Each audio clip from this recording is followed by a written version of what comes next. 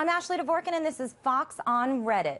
Today we're talking with the woman who's been called the Erin Brockovich of revenge porn, Dr. Charlotte Laws. She recently posted an AMA on Reddit to talk about her experiences. She joins us now. Charlotte, welcome. Thank you so much for being here. Thanks for having me. So let's start with some background. Tell us what happened with a photo of your daughter, who was 24 at the time, I believe, which started all of this for you. Back in October 2011, my daughter had been taking photos in her room. One of the photos was topless. She had taken over 100 pictures. She had no intention of ever showing the topless picture to anyone, and she sent them from her cell phone through her email to get to her computer. And 3 months later, her email was hacked, and 9 days after that, her topless picture ended up on the most notorious revenge porn website, isanyoneup.com, along with her name, her social media, and her city. And so then what did you do at that point? Because now your case, it led to an FBI investigation and subsequent arrest. So how did all that happen? I know that hacking charges had to be involved. You learned a lot about this process and about what happens when you start to go after the website operators. So if you could explain a little bit about that. Yeah, I mean, it was a very frightening experience because this website operator was a pretty frightening guy and had a lot of followers who were adamant and who would make comments that they would kill anyone who countered him. So it was a little bit scary. I did uncover the fact that hacking was going on in relation to this website. I did, in the process of trying to get my daughter's photo down, which was a grueling experience, I also reached out to victims all over the country, and that's when I learned that 40% of the photos on that site had been hacked.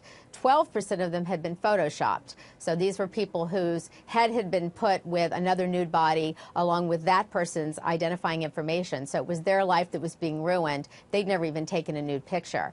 And so I took all of my information to the FBI, who opened the case and spent 2 years investigating this website and this website operator, and arrests were made on January 23rd of this year, and the trial begins in September.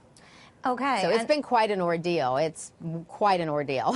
Absolutely. And then, so what led you to Reddit? Let's start there. Why did you want to bring your story there?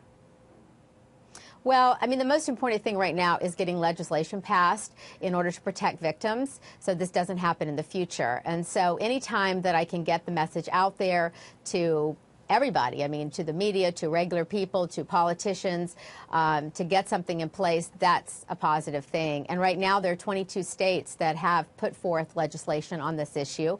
We passed a law in California last October, and what I'm working on right now is a federal law. So I actually have been talking to Cory Booker's office this past week. I've been in talks with Barbara Boxer's office for the past 6 months, and Israel recently passed an anti-revenge porn law. So it's an issue that's really got momentum, and I'm really happy about the fact that so many people are now aware of it, and legislators are stepping up to the plate and introducing bills. And so I figured by doing this Reddit AMA, I would get more information out there. I would hopefully get more people interested in bringing forth legislation in order to protect victims. And, you know, you faced a lot of challenges along the way in pushing for this legislation.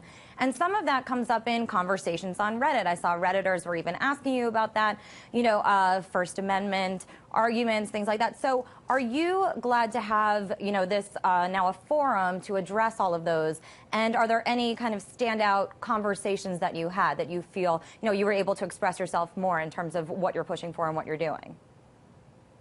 Yeah, I mean, I think, you know, the First Amendment discussion is an important one. There are currently exceptions to the First Amendment, as we know, such as child pornography, obscenity, libel, discrimination. There are many of them. And then also the fact that the First Amendment is supposed to have to do with public discourse about discussing issues in society, but nude pictures of regular people is a private issue.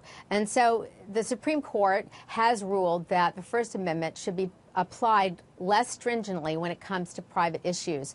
So to me, it's really an important issue to get out there and to pass laws protecting victims on this. There is no benefit to society with revenge porn. Revenge porn is about humiliating people. It's about getting them fired from their jobs. It's about trying to drive them to suicide. that's what it's about. It's not pornography. It has nothing to do with pornography. In fact, the pornography industry is against revenge porn because A, it takes business away from them, and it's bad. It gives them a bad name. So the only people supporting revenge porn are the people who run these websites and their followers, who mostly are people who hate women. It's really a very misogynistic culture of women haters who, you know, grasp onto these websites and try to humiliate and hurt these women, mostly women who are victims of these sites.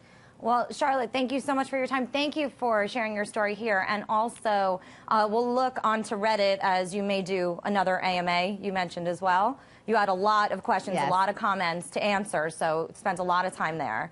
So thank you so much again. Really appreciate it.